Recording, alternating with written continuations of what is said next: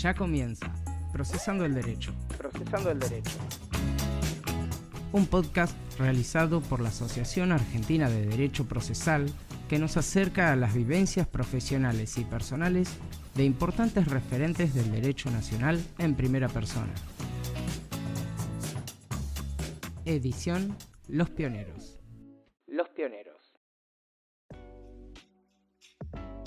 Hoy nos encontramos en una nueva edición de este ciclo de entrevistas denominado Los Pioneros, que es un espacio que nos brinda la Asociación Argentina de Derecho Procesal, así que como siempre agradecemos a sus autoridades esta oportunidad que nos conceden de poder charlar con grandes referentes en la materia, como es el invitado de lujo que tenemos hoy. Por acá, desde la ciudad de La Plata, provincia de Buenos Aires, María es quien les habla, y también desde la ciudad de Salta se encuentra Arturo. ¿Cómo estás, Arturo? Buenas tardes, Mary, ¿cómo estás? Un gusto estar acá con vos de nuevo y un gusto porque tenemos un súper invitado hoy. Hoy vamos a estar con el doctor Leandro Giannini, que es especialista en Derecho Procesal, es doctor en Ciencias Jurídicas por mi querida Universidad Nacional de La Plata, también profesor titular ordinario y director del Instituto de Derecho Procesal de la Facultad.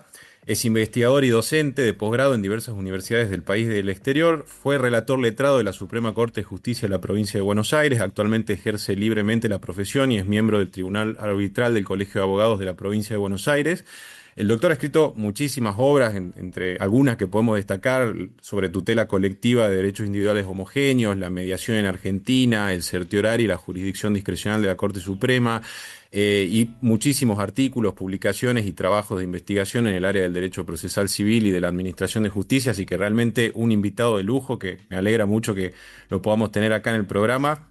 Buenas tardes, doctor, ¿cómo está? A mí me gustaría empezar preguntándole una pregunta que suele ser difícil de responder para cualquiera, pero que se presente usted mismo. ¿Cómo se describiría? Gracias a ambos por la convocatoria. Felicitaciones por la iniciativa, además. Es una iniciativa muy valiosa de la Comisión de Jóvenes y de la Asociación Argentina en su conjunto, así que la celebro y soy un fan, digamos, de este tipo de... No por mí realmente, sino por los grandes cultores de la disciplina que han convocado a este podcast. A tu pregunta, a mí me resulta difícil definirme, a todo el mundo creo que le resulta difícil definirse uno mismo, porque uno tiende a presentarse como si fuera una sumatoria de títulos, antecedentes, grados profesionales, grados académicos. Me parece que ese no es el sentido puntualmente ni de la pregunta ni de algo que le interese a la gente en general. Así que yo me basta con definirme con dos de los títulos más importantes de mi vida, que soy graduado de la Universidad de La Plata y padre de Francesca. ¿Cómo surgió su interés en el derecho procesal, ¿no? Si fue durante la carrera o quizá una vez graduado.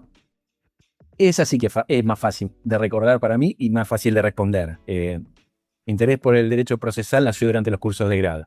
Yo, la verdad es que no tenía antecedentes familiares en la abogacía, no hay un abogado en mi familia. Mi decisión de seguir la carrera de Derecho incluso surgió a partir del interés que tenía en ese momento por el estudio de las relaciones internacionales. En aquel momento, cuando yo ingresé a la facultad, y aún hoy la Universidad de La Plata tiene una excelente oferta de posgrado en relaciones internacionales, y me pareció que, la formación general, por la que la carrera es bien conocida, ¿no? Linda la abogacía, iba a ser un paso fundamental para después enfocarme en lo que me parecía en ese momento que era la pasión que iba a perseguir, que era el estudio de las relaciones internacionales. Y vieron cómo son los planes, ¿no? En general, yo además que soy un gran planificador y organizador y que tengo una conducta de una pulsión muy estricta por los planes y la organización y los objetivos, etcétera, pero vieron cómo son los planes. En general son esenciales para organizar las pasiones, para seguir el camino adecuado para lograr los objetivos, todo correcto, pero muchas veces también están para ser alterados cuando, experiencias vitales y otras situaciones nos muestran otros puertos, nuevos nortes. Y en mi caso, y la respuesta a la pregunta concreta es, si me preguntan, ¿cuándo fue ese cambio? ¿No? ¿Cuándo se produjo ese, llamémosle así, nuevo magnetismo, la brújula, ¿no? ¿Cuándo fue que el derecho procesal pasó a ser, diría más general, no el derecho procesal, sino la abogacía en su conjunto, que para mí no era algo que conociera y por lo tanto que me llamara la atención, el ejercicio, la práctica de la abogacía o de la actuación en el servicio de justicia? ¿Cuándo fue ese momento? Yo le dije la respuesta iba a ser fácil y es cuando cursé la materia, cuando cursé Derecho Procesal 2, en mi caso en la cátedra en la cátedra del profesor Juan Carlos Gitas, en la Universidad de La Plata. Ahí realmente todo cambió. Me atrapó no solo la teoría que subyace en el derecho procesal, la circunstancia de que, como todos saben, el derecho procesal es la llave para el derecho y para los derechos, ¿no?, en su conjunto, para que puedan considerarse efectivos esos derechos que nos enseñan en todas las materias. Me atrapó la idea de que sea tan difícil hablar de un Estado de Derecho sin remedios efectivos contra la violación de la ley, de la Constitución, etc. Me motivó mucho el principio fundamental de que sin la efectividad del derecho, aquí el derecho procesal es, por supuesto, una herramienta imprescindible, el derecho en su conjunto, el orden jurídico no sea más que la máscara de la tiranía, como dice McCormick, ¿no? Entonces, la respuesta, la teoría del derecho procesal, la importancia del derecho procesal, la filosofía que subyace en los debates sobre la administración de justicia, la dimensión cultural que siempre se oculta detrás de la técnica de organización de los actos procesales, ¿no? Como dice una profesora internacional de la Asociación Internacional de Derecho Procesal, cómo discutimos, cómo dirimimos nuestros conflictos, cómo solucionamos nuestros desacuerdos, habla mucho de quiénes somos, habla mucho de dónde venimos, hacia dónde vamos como sociedad.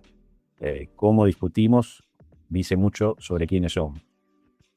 Todas esas dimensiones a mí me atraparon y fue amor a primera vista, ¿no? Porque realmente no lo conocía y fue amor a primera vista. No tenía la pulsión, no lo buscaba, no me parecía que me iba a hacer vibrar el derecho procesal y fue amor a primera vista. Tanto con la disciplina y tengo que decirlo también con los profesores, ¿no? Esto creo que nos ha pasado a muchos cuando decidimos ingresar en una disciplina.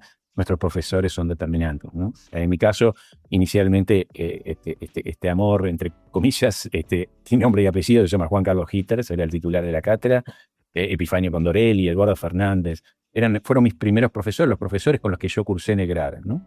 Después, en el curso de posgrado en La Plata, uno se encontraba con Roberto Brillonce, con Eduardo de Lázari, con Cacho Martínez, y después, en mi caso, llegar a conocer al maestro que le explicaba todo, ¿no? Que el maestro de mis maestros es el dueño de la pasión, de la modestia, del liderazgo, de la autoridad, del conocimiento, de la solidaridad para con los pares y para con los jóvenes, que era don Augusto Mario Morello, ¿no? Eso fue una manera de entender al grupo en su conjunto, ¿no? Entonces, era una conexión de gente muy talentosa, ¿no? Se respiraba rigor, se respiraba espíritu de grupo, se combinaba, como a mí me parece siempre muy valioso que suceda, el culto a la tradición, el culto a los maestros, con el espíritu innovador de las ideas, ¿sí? El principio según el cual toda idea está para ser discutida, y eso no obsta que nosotros sigamos brindando el debido culto a la tradición por el rigor. Es una cosa distinta al endiosamiento de las ideas. Así que me enamoré desde ese momento de la materia y de sus cultores, se puede decir. Particularmente ese nuevo magnetismo dentro de la brújula, porque es tal cual, uno por ahí se imagina, se proyecta una carrera hacia adelante y nunca sabemos qué nos vamos a encontrar en el camino y que nos puede llevar por otro rumbo.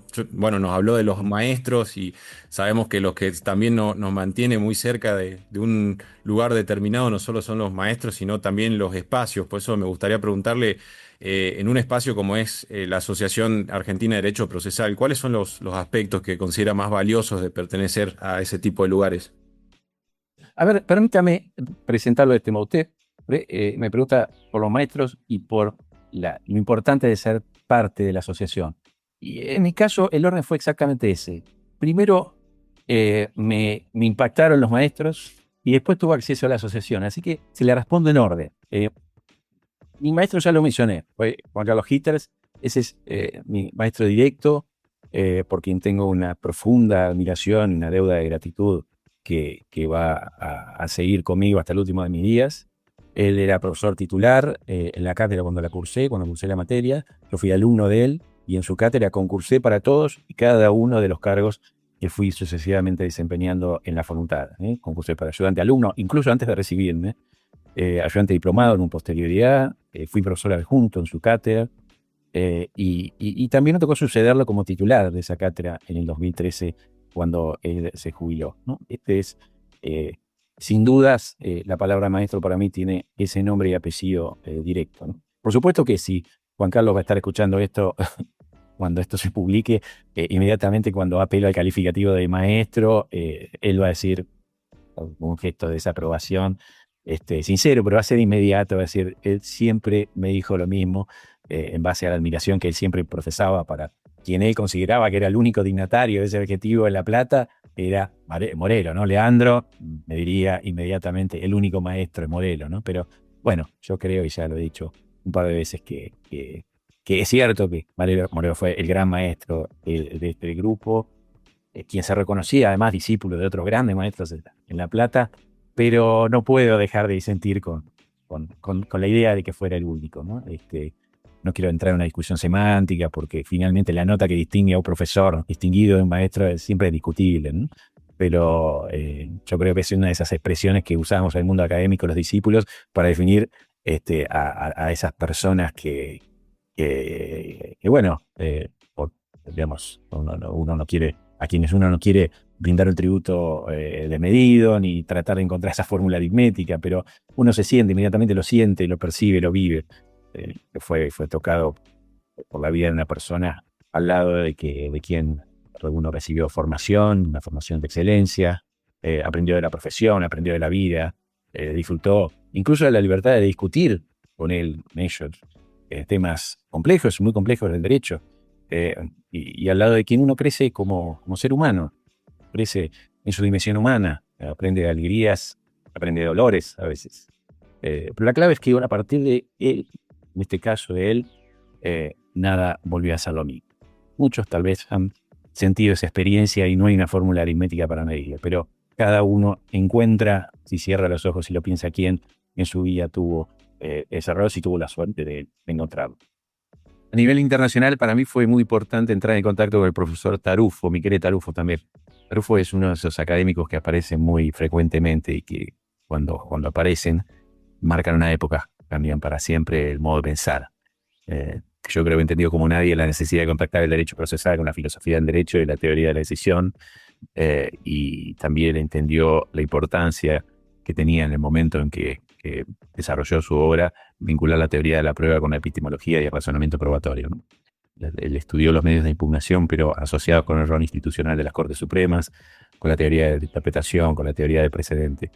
Y para mí, o como a otros jóvenes, la verdad que a distintas latitudes, Tarufo nos recibió. A mí me recibió en el año 2010 en la Universidad de Pavía, gracias a la gestión que hizo en ese momento Eduardo Taiza, y ahí me permitió desarrollar una estancia de investigación que para mí fue indispensable para terminar mi tesis de doctorado sobre filtros de selección en las Cortes Supremas. Y la verdad es que sus observaciones, sus enseñanzas, el rigor metodológico que tenía, el saber comparativo, y la verdad que la gentileza con las que nos recibía, accedía a intercambiar opiniones, y también el acceso, ¿no?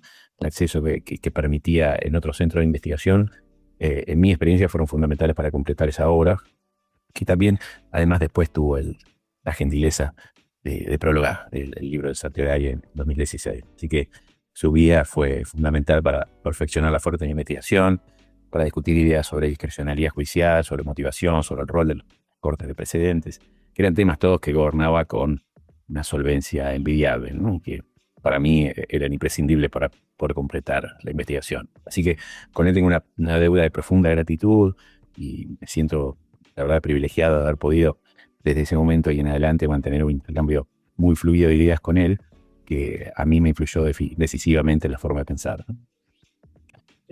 Después, por supuesto, en La Plata, claro, es un espacio para el grupo de Derecho Procesal de La Plata, es un espacio en el que la cantidad de maestros por metro cuadrado es bastante importante, ¿no?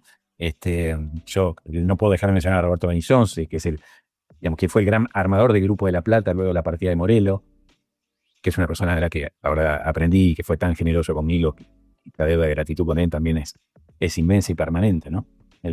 Para mí hoy, por ejemplo, sucederlo en la dirección del Instituto de Derecho Procesal, a quien fue el gran director del instituto en las últimas décadas, es un desafío muy grande, ¿no? Pues esos zapatos muy, muy grandes de llenar, imposible, diría yo, de llenar. Y bueno, más cerca en el tiempo desde ya Eduardo Teiza, que es el principal referente de la disciplina a nivel internacional, Patricia Bermejo, que hoy es la presidenta de la Asociación Argentina de Derecho Procesal, Agustín Jancobris, hablar acá también en La Plata con todos ellos. Disfruto el día a día, el trabajo académico, investigación en el instituto, ¿no? Por supuesto, tantas personas la que uno tiene esa deuda de gratitud, que por la motivación que produjo estar a su lado, es inmensa, ¿no? Pero bueno, ustedes, quienes estarán escuchando, tal vez en el futuro, espero que me perdonen por no poder mencionar a todos, sino a los que instantáneamente llegaron a mi memoria con la pregunta, ¿no?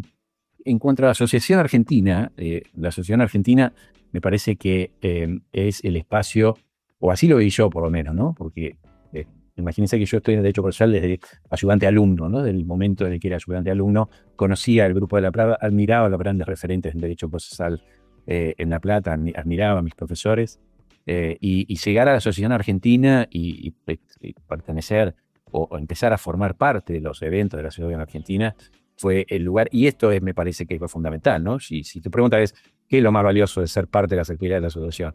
Es sencilla. La asociación es el lugar donde nosotros intercambiamos conocimientos y experiencias más allá de la comarca, ¿sí? Es decir, nosotros estamos permanentemente impulsados a estudiar los problemas que nos rodean y a vivir los problemas que nos rodean casi como si fueran los únicos problemas del universo.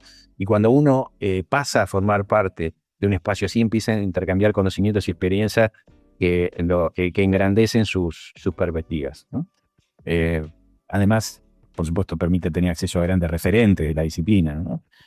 Yo, primero a un punto, ya estaba al lado, no al lado, debajo, por supuesto, pero digamos, lo veía, tenía hasta conversaciones con referentes como Palacio, Arasi, Palicón, Ángel Aredemas, Cuyo Maya, Jorge Rojas, toda una serie de exponentes del derecho procesal que eran los títulos de los lomos de los libros que uno leía, y que después ejercieron la presidencia de la asociación. En mi caso, me invitaron desde hace muchos años a formar parte del comité ejecutivo de la Asociación Argentina, y porque para mí, por supuesto, es un honor y que me permitió tener acceso a las discusiones de la asociación en distintas presidencias con distintas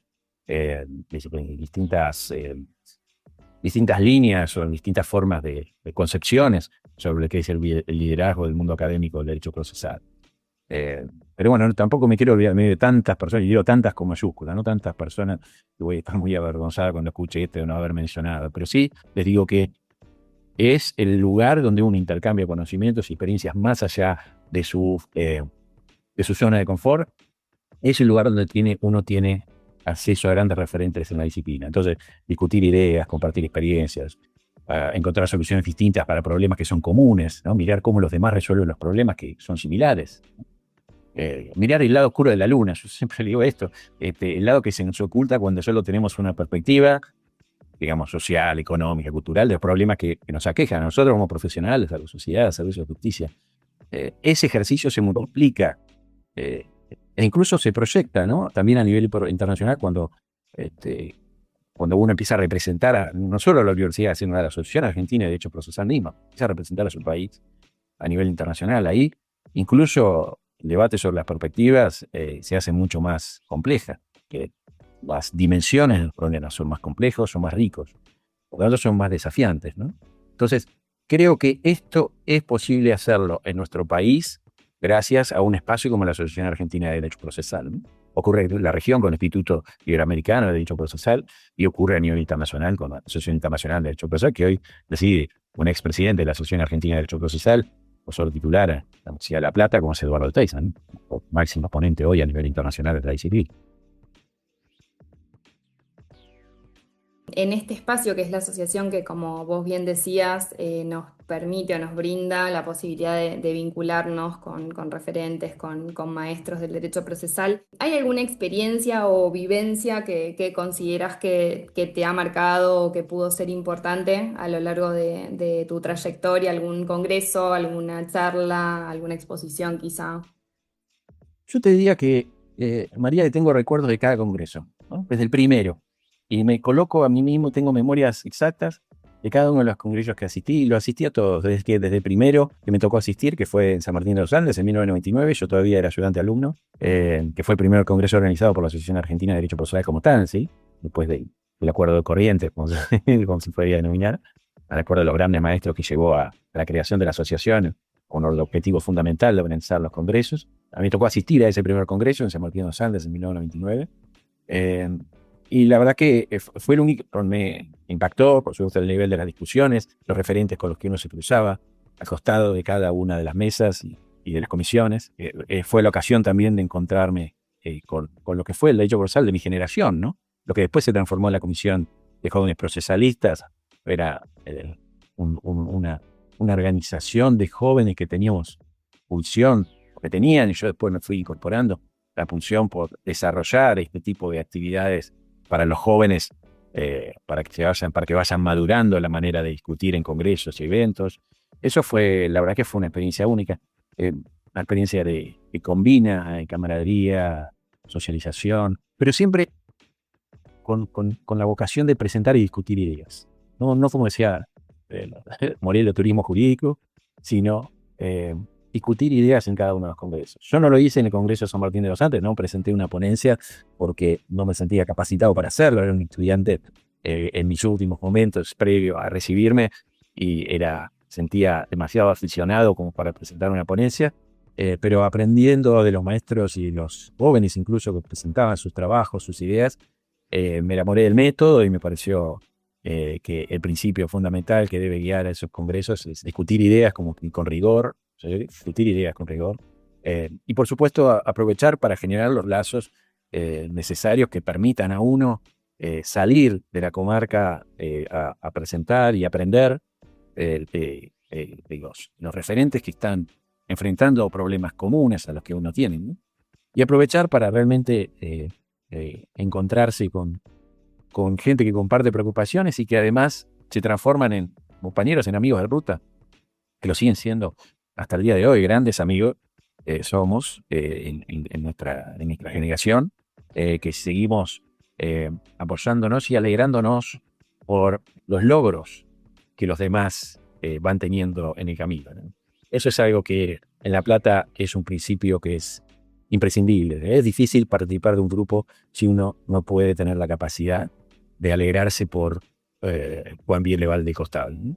Y eso pasa en la generación, en la asociación argentina, pasa con colegas y amigos que nos fuimos formando, ¿sí? En esa usina ampliada de ideas, y que seguimos al día de hoy concurriendo a los congresos, llamándonos para el Día del Amigo o el cumpleaños, y encontrándonos en jornada académica que haya, leyendo nuestras ideas, discutiéndolas con menos humor, pero esa es, diría yo, la vivencia más importante de todos los congresos, ¿no? Después el ir avanzando en la cola del pan, como dicen los brasileños, es decir, en ir trabajando las ideas, primero desde las más básicas, las que más directamente tocan con la preocupación del día a día, y después ir avanzando en aspectos que requieren una maduración y lecturas mucho más profundas que inicialmente en mi caso me costaba desarrollar.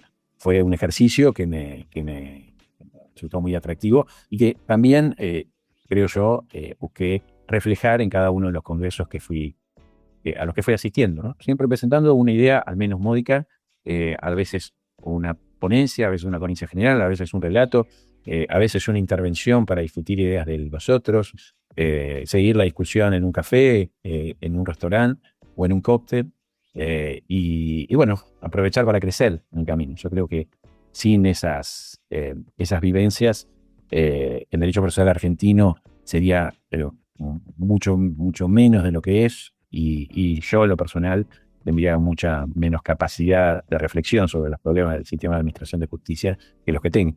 Pueden ser no muy altos, pero por lo menos les puedo decir que las vivencias de la asociación y las charlas en los congresos me han servido mucho para eso, ¿no?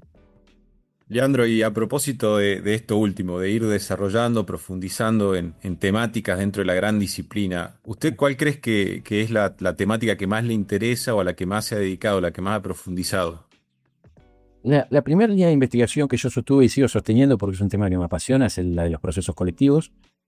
Vos mencionaste en los libros, en mi primer libro, que es el producto, es una versión actualizada, guiada en mi tesina de especialización, la especialización dirigida por Roberto Avellón, que fue fundada por Morelo acá en La Plata, en la Universidad Notarial Argentina, especialización de Derecho Procesal Profundizado, que es el libro La tutela colectiva de derechos individuales homogéneos.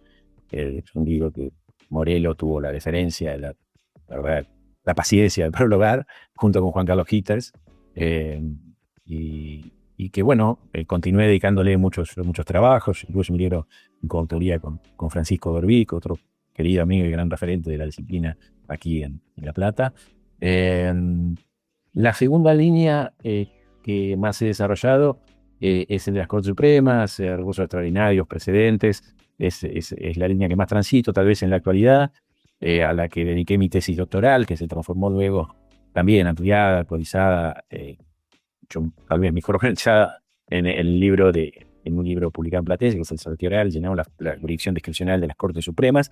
También lo mencionaste, y con posterioridad hay que algunos libros monográficos y ensayos, como el último sobre la anomia, polarización y precedentes, que es el último libro que también trata o está dentro de esta línea de investigación.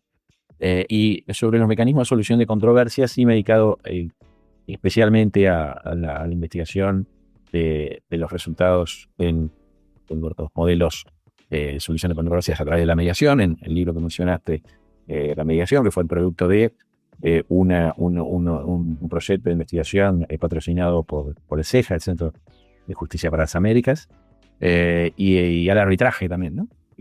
Al que también me dedico no solo académicamente, sino profesionalmente, haber sido árbitro del Colegio de Abogados de La Plata, y en la actualidad ser árbitro de la Bolsa de Comercio de Buenos Aires, ¿no? Junto con dos grandes referentes, Jorge Rojas y Alejandro Borgo. Bueno, vamos casi llegando al final de este episodio. Parte del gran objetivo que tiene este podcast del ciclo denominado Los Pioneros también es contribuir a comunicar las experiencias justamente de los pioneros a las nuevas generaciones, a los recién iniciados. Por eso me gustaría preguntarle qué mensaje le dejaría a los abogados que se están iniciando en la profesión y principalmente en esta disciplina. Son varias, ¿no? El principio general sería modernizar sus instituciones. Nosotros tenemos un código que es previo a la televisión color, ¿no? Lo cual habla mucho del instrumento, ¿no?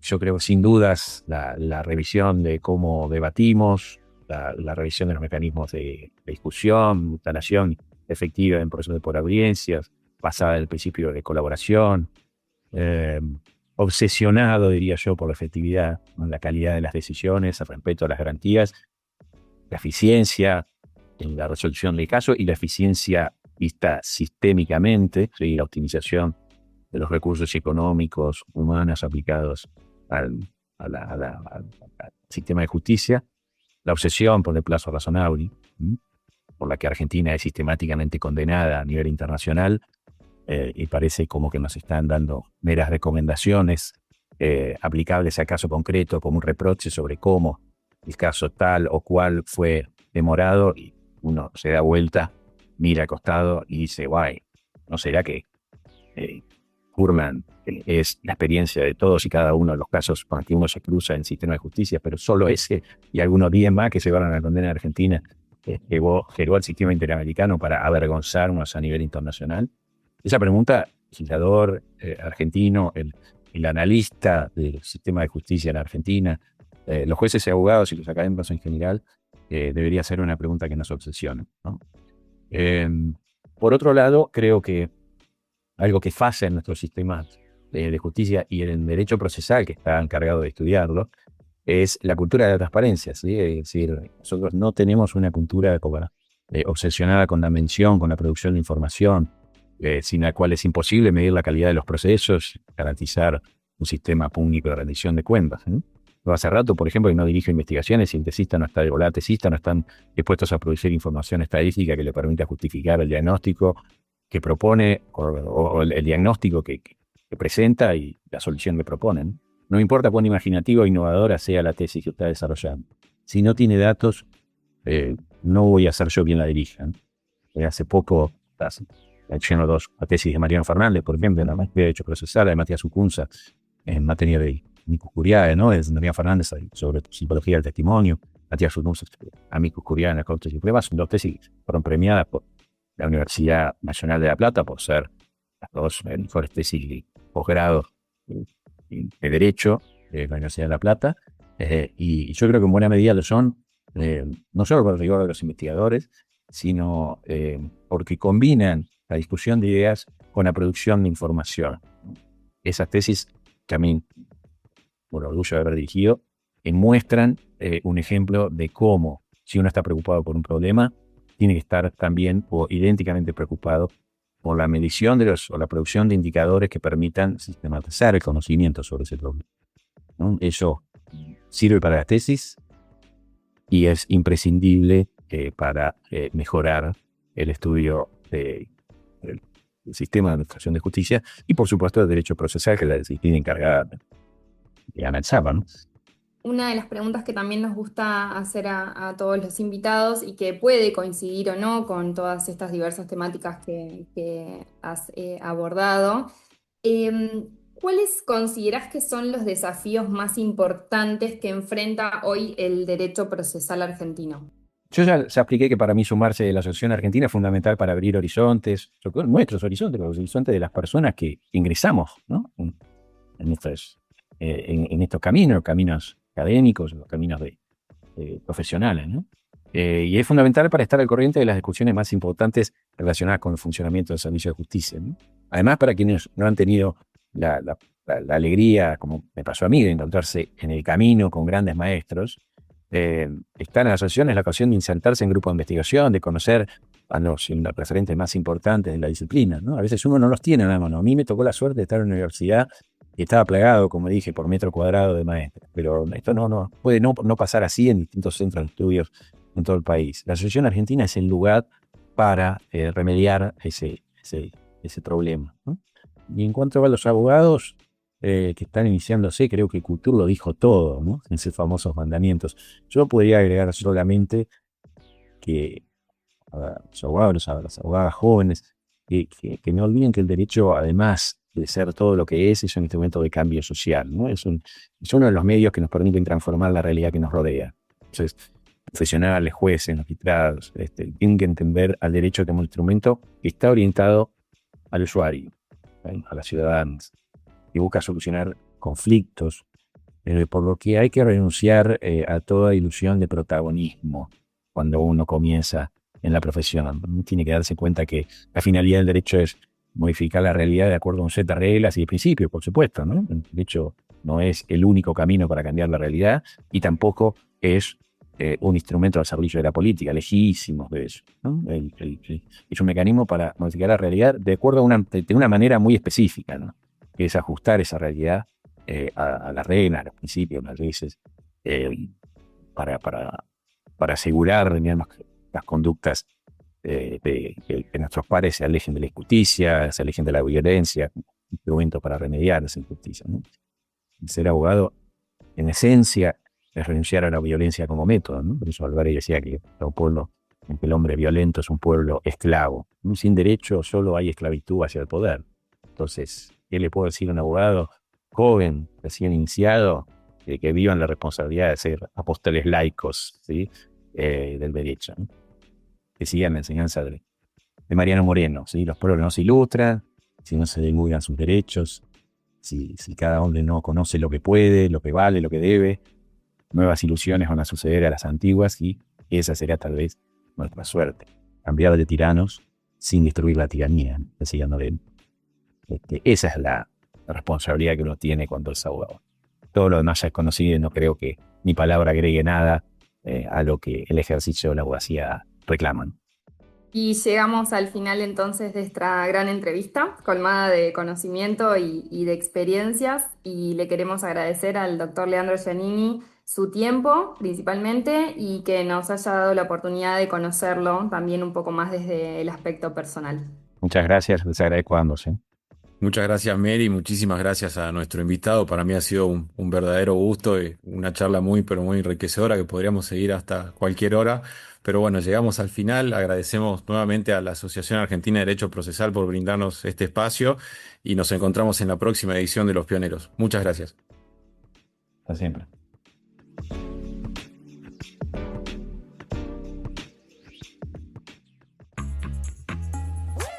Esto fue Procesando el Derecho, Procesando el Derecho.